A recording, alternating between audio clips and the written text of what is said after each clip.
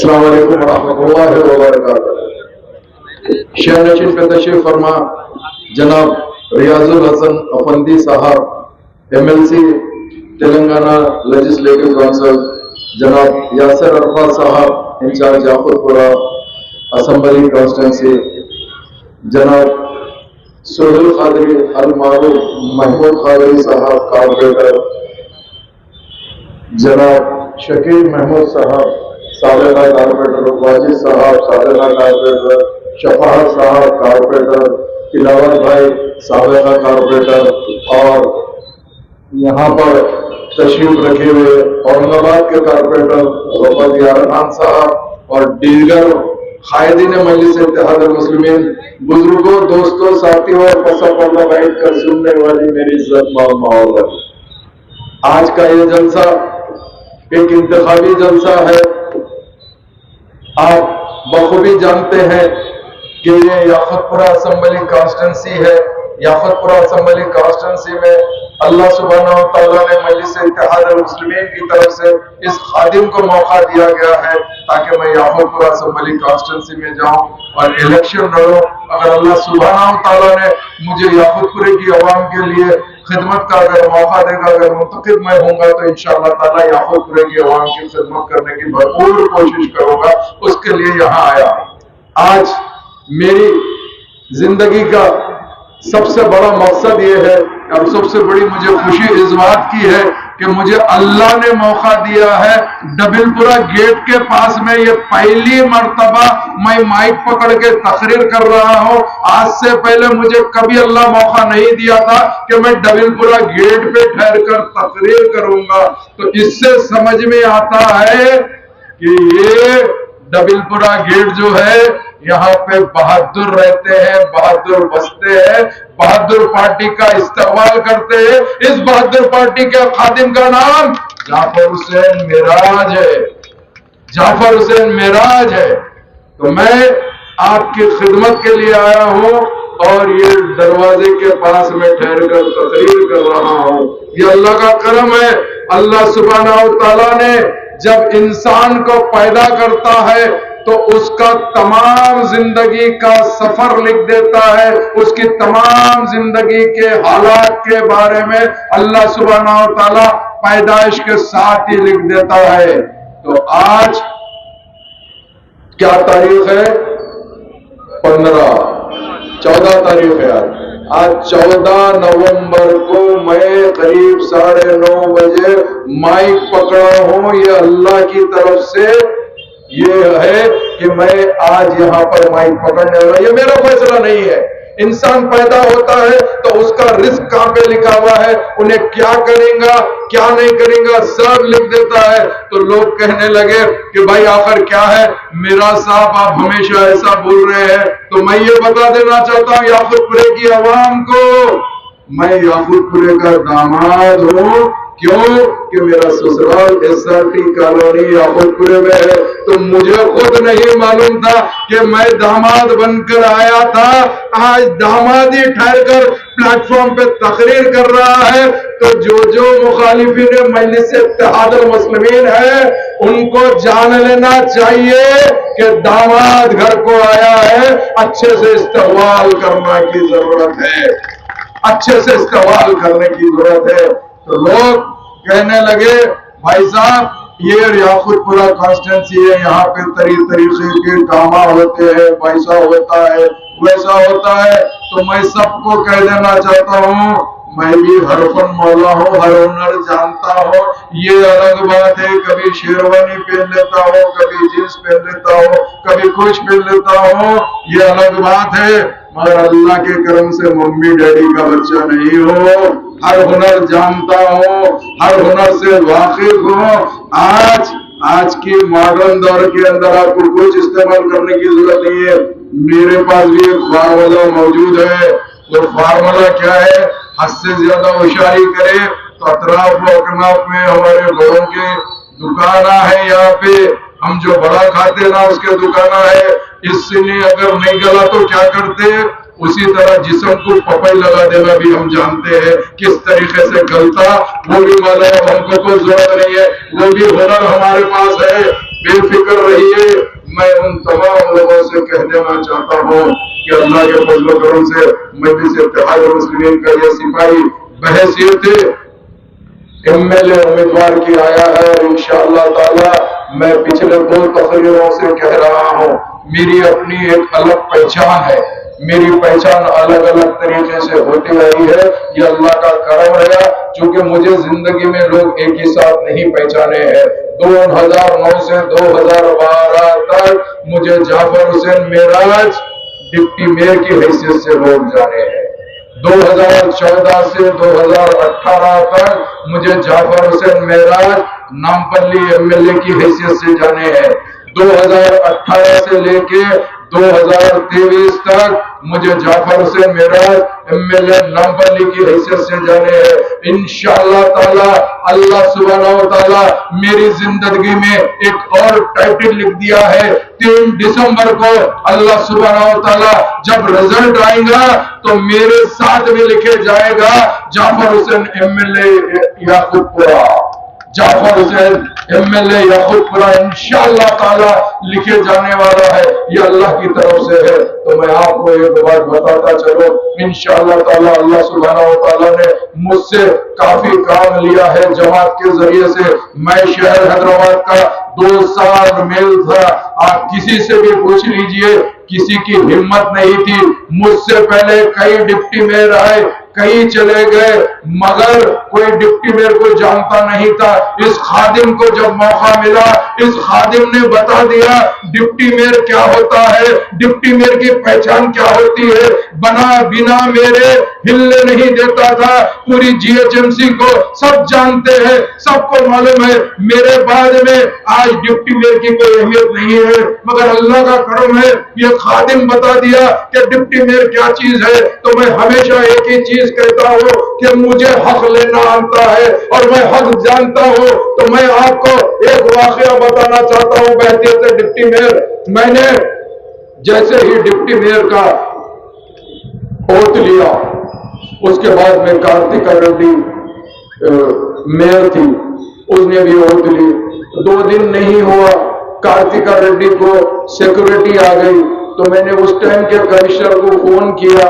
Phone کر میں نے کہا کہ بھائی کارتکا ریڈی کو سیکورٹی آ گئی, ہمارے کو کیوں سیکورٹی نہیں؟ تو انہیں بولتا نہیں بھائی وہ میئر کو دیتے, ڈپٹی میئر کو نہیں دیتے.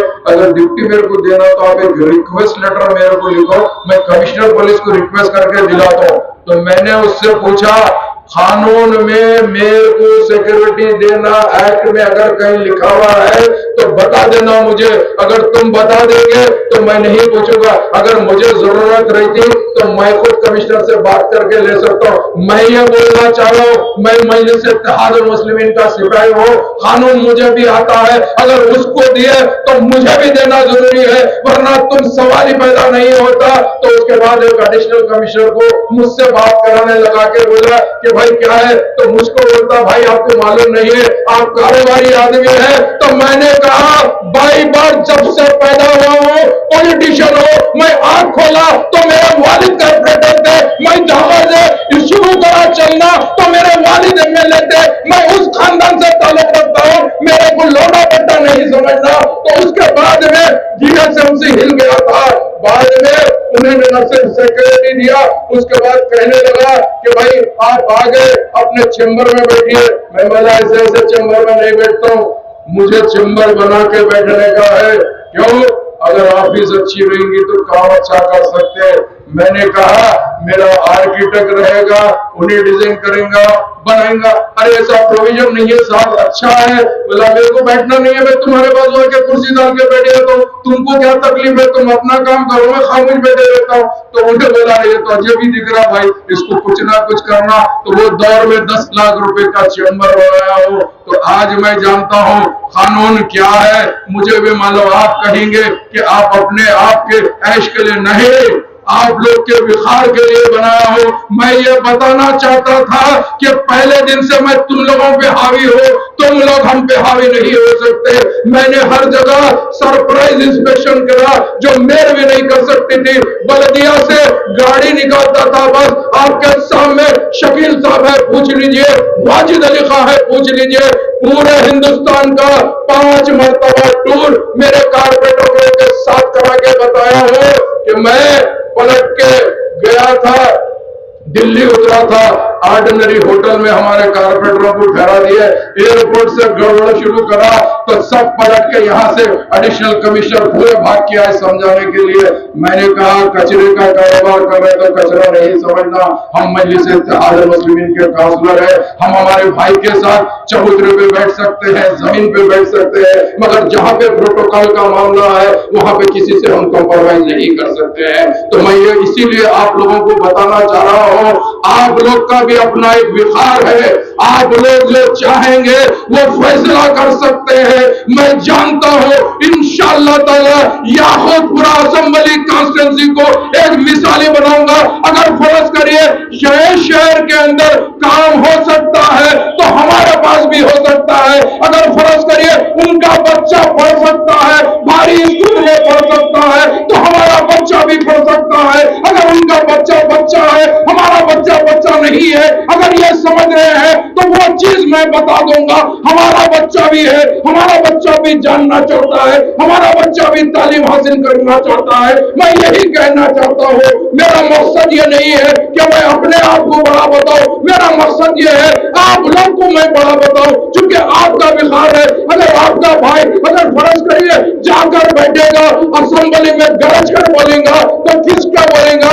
यही याकूतपुरा के 3.5 लाख आवाम की आवाज बनकर जाऊंगा तो मेरी आवाज कभी कमजोर नहीं रहेगी, मेरी आवाज कभी लड़खड़ाएगी नहीं। मेरी आवाज के अंदर मैं यही सोचूंगा, मेरे मासूम गरीब भाई की आवाज है, मेरी बहन की आवाज है, मेरी मजबूर माँ की आवाज है। मैं यही सोच कर आगे जाऊंगा, क्योंकि आज जितने भी हुकूमत के स्कीम्स आते हैं, स्कीम इंप्लीमेंट कराना एमएलए का काम होता है।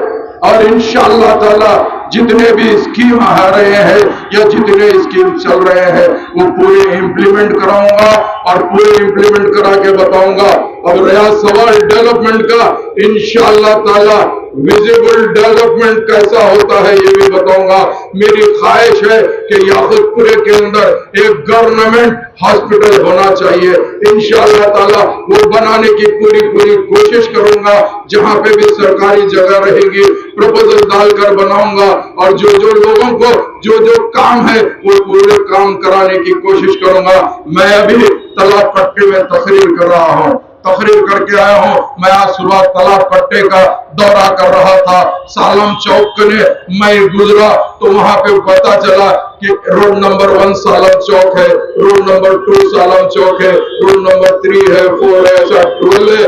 12 रोडों के 1 2 3 4 है, मगर किसी को नहीं मालूम। तो मैंने कहा इंशाअल्लाह ताला ये रोड बंजारा हिल की रोड की तरह भी बोर्ड लगेंगे और उसमें लिख के बताया जाएगा ये रोड नंबर 1 है, ये रोड नंबर 2 है, ये रोड नंबर 3 है। हमको साउंड चाहिए, कैसा साउंड चाहिए? अरे हम भी उसी तौर से जीना चाहते हैं जिस तरीके से आज हमारा जो मुकाबला है वो मुकाबला भारतीय जनता पार्टी से है, बीजेपी से है। हम अगर लड़ेंगे तो फिरका परस्त ताकतों से लड़ेंगे, हमारा किसी के मजहब से कोई लेना नहीं है ना देना है। हम हर वतनाए वतन भाई हिंदू भाई को अपना भाई समझते हैं, क्योंकि हमारा मजहब कभी नहीं सिखाता कि दूसरों के मजहब पे कोई क्रिटिसाइज करो। मगर हमारे को ये जरूर मालूम है हिंदुत्व ताकत क्या समझ रही है हमको। क्या हमको हिंदुत्व ताकत ये समझती है कि हम दूसरे दर्जे के शहरी है? हम हरगिज दूसरे दर्जे के शहरी नहीं है, हम अव्वल दर्जे के शहरी है। जिस तरीके से तुम है उस तरीके से हम है। तुम अपने आप को मकानदार, हमको किराएदार मत समझो, हम भी मकानदार है। हमने भी 800 साल हुक्मरानी की है, हम भी इस मुल्क के अंदर 800 साल हुक्मरानी की, मगर हम कभी भी अफरी तफरी फैला नहीं फैलाए। हम जानते हैं आज ये लोग 9-9.5 साल से आज इंडिया के अंदर सेंट्रल के अंदर बीजेपी क्या आ गई है, रोज नया फसाद फैला रही है, रोज नया कुछ ना कुछ कर रही है। चूंकि ज्यादा टाइम नहीं है मैं बीजेपी के ताल्लुक से तफसील में जाने का, मैं एक ही बात कह देता हूं, बीजेपी समझती है कि हम हुकूमत कर रहे हैं तो बहुत बड़ा तीर मार ले रहे हैं, मगर अल्लाह से डरो। अल्लाह सुब्हानहू व तआला जब किसी का तख्ता पलटाना चाहता है تو बगैर आवाज के तख्ता पलटा देता है।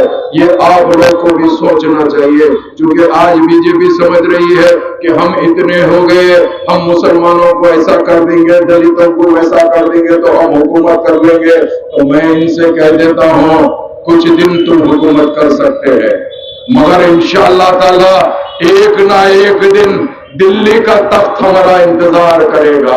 हम जब 800 साल हुकूमत करें तो इंशाअल्लाह जिस दिन बैठेंगे उस दिन और 800 साल हुकूमत करके बता देंगे। तुम परेशान होंगे कि तुम हुकूमत कैसे कर रहे हो, तो मैं कहता हूं इन लोग इतने परेशान है, इतने परेशान है, मैं बयान नहीं कर सकता, क्योंकि हम लोग इन लोग हमारी ग़िज़ा पे पाबंदी कर दे रहे हैं, हमारे खाने पे पाबंदी कर रहे हैं, हर चीज पे, क्योंकि यहाँ पे रफत या रखा है जानते हैं। फिर भी अल्लाह का करम है, शहर हैदराबाद में यहाँ पे हमारे काफी कुरैशी भाइयों बैठे हैं, यहाँ पे अल्लाह के करम से कम सुकून तो है। तो मैं ये पूछना चाहता हूँ, जो हमारी ग़िज़ा है वो ग़िज़ा क्या है तुमको मालूम है? अरे सबसे ज्यादा अगर हाई प्रोटीन किसी में है तो वो बीफ में हाई प्रोटीन है, तुमको नहीं मालूम है? आज छुप छुप के नामपल्ली कॉन्स्टिट्यूंसी में अल्हम्दुलिल्लाह होटल थी, वहां पर कौन छुप छुप के खाते थे? तुम भी तो खाने को आते थे ना।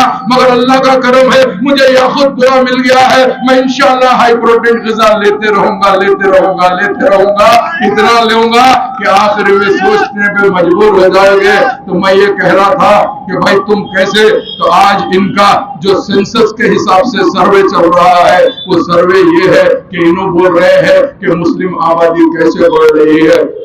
सर्वे के लिए निकले, किसी जगह के ऊपर पूछे जाके कि भाई आपका नाम क्या है? तो एक ने कहा मेरा नाम सुरेश है। तो बोले आप कितने भाई लोग हैं? तो उन्होंने कहा हम 2 भाई हैं। तो अच्छी बात है। तो आपके वालिद को कितने बच्चे थे? तो बोले 4, 2 बेटे 2 बेटियां थे। तो बोले ठीक है, अब आपको कितने बच्चे हैं? तो बोले मेरे को 2 बच्चे हैं। उसके बाद में और आगे बढ़े, सर्वे करे, पूछे कि भाई क्या है? तो बोले हमारे पास इतने बच्चे थे। तो अब आप लोग कितने हैं? तो बोले हम 3 भाई हैं। तो आपको कितने बच्चे हैं? तो 3 भाई में 1 बच्चा है, उनका नाम क्या है? तो बोले राजू नाम है। तो 1 बच्चा है। तो बोले क्यों, बाकी क्या है? तो हम तीनों मिलके 1 बच्चे को देख लेंगे, खुश है, उनको समझा लेंगे। उसके बाद हमारे गलियों में आए, हमारे गलियों में आके पूछे कि भाई आपका नाम क्या है? तो किसी ने कहा मेरा नाम सालम है, किसी ने कहा मेरा नाम अब्बू है, किसी ने कुछ कहा, किसी ने कुछ कहा। तो आखिर में एक जगह गए, जाके पूछे सालम भाई आपके कितने बच्चे हैं? तो सालम भाई बोले अल्लाह का शुक्र है 17 बच्चे हैं।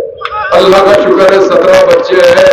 तो भाई अगर तुम 3 भाइयों में 1 रखते तो तुम्हारा कसूर है, अल्लाह का करम है। इंशाअल्लाह 50 साल के बाद हम लोग हुकूमत करने वाले हैं। अल्लाह सुब्हानहू व तआला देख रहा है, ये स्पीड अगर रहेगी तो एक ना एक दिन इंशाअल्लाह हम हुकूमत कर कर बताएंगे। हमारे अपनाए वतन भाई को, दलित भाइयों को साथ लेके दिल्ली के तख्त हमारा इंतजार कर रहा है। हम दिल्ली के तख्त के ऊपर अपने कोई भाई को बिठाएंगे और बता देंगे हमारे पास मसावियत है, हम सबको लेके चलना चाहते हैं, हम किसी की इबादत गाह को तोड़ना नहीं चाहते हैं, हम किसी की इबादत गाह को नुकसान नहीं पहुंचाना चाहते हैं, हमारा मकसद ही यही है। तो मैं आपसे अदबन दरख्वास्त करना चाहता हूं, इंशाअल्लाह ताला अल्लाह सुब्हानहू व तआला इस खादिम को अगर कबूल करेगा, इस खादिम को अगर मौका देगा तो इंशाअल्लाह ताला, चूंकि मुझसे पहले हमारे सैयद अहमद पाशा कादरी साहब 5 साल यहाँ पे मिले थे, वो भी काफी काम किए,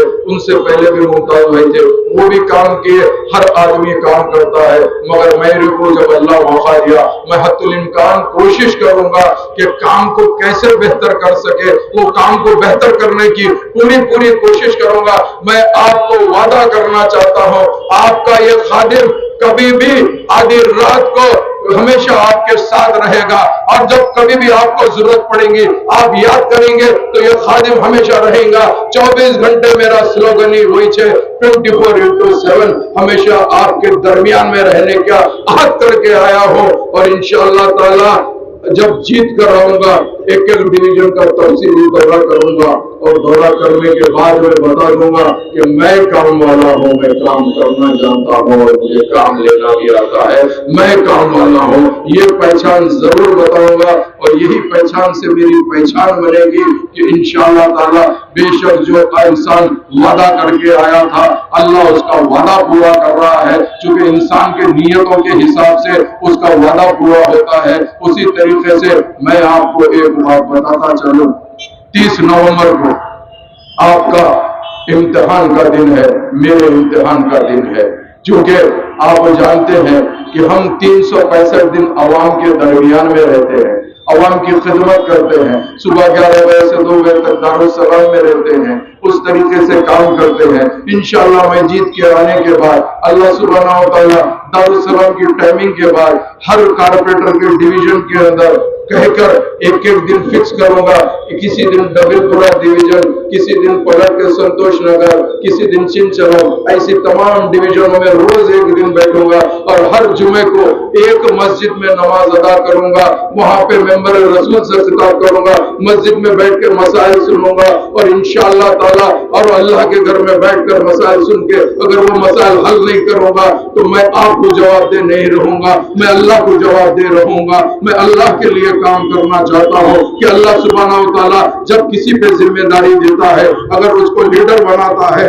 تو لیڈ کرنا اس کا کام ہے، تو اس کے اگر اس کو جو جائز کام ہے اگر وہ جائز کام نہیں کرے گا تو وہ اللہ کو جواب دینا پڑے گا۔ میں یہی سوچ و فکر کے ساتھ آپ کے درمیان میں آیا ہوں۔ میں آپ سے ایک درخواست کرنا چاہتا ہوں، وہ یہ ہے کہ نقیب ملت حبیب ملت نے مجھے بڑی امید کے ساتھ یاقوت پورا بھیجایا ہے اور یہی کہا ہے کہ یہاں پہ غریب لوگ بھی رہتے ہیں، مڈل کلاس بھی رہتے ہیں، اچھے لوگ بھی رہتے ہیں، اس کو تم میرا ساتھ کس طریقے سے ڈیولپ کریں گے کر کے بتاؤ، ان کی محبت کس طریقے سے تم حاصل کرو گے کر کے بتاؤ، تو میں آپ کا بھائی بن کے رہنا چاہتا ہوں، آپ کا بیٹا بن کے رہنا چاہتا ہوں، آپ جو مجھے بھی سمجھے میں وہی بن کے رہنا چاہتا ہوں۔ یوں سمجھو کہ میں آپ کا ایک خدمت گزار ہوں۔ خدمت گزار کا مطلب کیا ہوتا کہ آپ کی نگرانی کرنا، آپ کی چوکیداری کرنا، اس کو خدمت گزار بولتے ہیں۔ تو میں ایک واقعہ بتاتا ہوں، چونکہ ٹائم نہیں ہے، ہمارے دوست کے یہاں ایک فارم ہاؤس تھا، اس فارم ہاؤس کے اندر ایک مرتبہ ڈکیتی ہو گئی، تو انہوں واچمین کا جو ان کا تھا وہ تھوڑا عمر رسیدہ بھی تھے، واچمین تھوڑا کمزور بھی تھے، تو بولے چوری کرے، چورا آ گئے، آ کے پورا لوٹ لے کے چلے گئے۔ اس کے بعد اونر ان سے پوچھے کہ بھائی مہتاب صاحب کیا ہو گیا؟ تو بولے کیا ہوتا صاحب، چورا ہے چرائے، پھر اپنا مقابلہ شروع ہو گیا۔ تو بولے مقابلہ کیسا ہوگا؟ ارے کیا بول رہی، میں سامنے بھاگ رہا ہوں، چور پیچھے بھاگ رہا، آخری میں جھاڑی دی گئی، دبک کے میں چھوٹ گیا، ان لوگوں کو چکما دے دیا، ان لوگ نکل کے چلے گئے، اس سے میں بچ گیا۔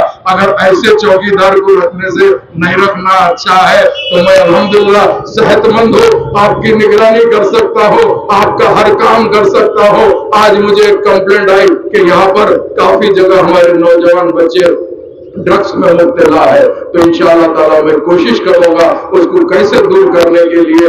اس کے بعد میں آج جیسا پولیس والے الیکشن کے لیے پریڈ کر رہے ہیں، ادھر ادھر پھر کے دہشت پھیلا رہے ہیں، انشاءاللہ الیکشن ہو جانے دیجئے، یہ خادم آگے لیڈ کریں گا، ان لوگ اسی طرح پریڈ کریں گے، اور میں ان سے پوچھوں گا کہ اب تمہاری پریڈ بتاؤ، تمہارے بغیر یہاں پہ ڈرگس کیسے بکتا ہے، یہ میں ان سے پوچھوں گا، اور ان نوجوانوں سے کہوں گا چھوڑ دو، آپ کے ماں باپ کو بڑی امید ہے آپ سے، اس امید کو ٹھیس مت پہنچاؤ۔ آپ کو ہمیشہ کی طرح اس سال بھی مجلس اتحاد المسلمین کو ووٹ دینا ہے۔ اگر آپ یہ سمجھیں گے کہ اس خادم کو واقعی آپ قبول کرنا چاہتے ہیں تو میری درخواست ہے پولنگ پرسنٹیج بڑھا کے بتائیے، پولنگ پرسنٹیج اتنا بڑھائیے تاکہ آپ کو یہ لگے ہمارا پسندیدہ امیدوار ہم کو مل گیا ہے، ہم اس کو جتائیں گے، اتنی بڑی مارجن سے جتائیں گے کہ کوئی کہہ نہیں سکے گا۔ اگر ہمارا مقابلہ ہے تو لوگ سمجھ رہے ہیں کسی سے ہے،